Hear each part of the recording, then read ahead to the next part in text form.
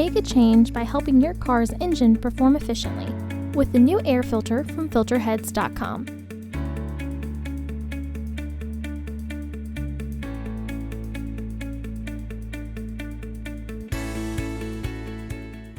To access the air filter, first open the hood. Use the hood prop rod to support the hood. The air filter is located here. Remove the two fasteners securing the air filter housing. Make sure that the fasteners are fully disengaged before removing the old filter. Lift the housing. Remove the old filter from the housing. Clean out any debris in the housing.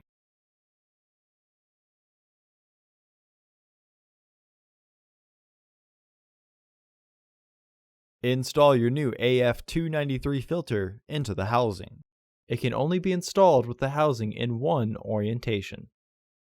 Once the filter is fully flushed and the housing is aligned, re-engage the fasteners. Remove the hood prop rod and close the hood. Visit our website to order your filter to ensure that it fits.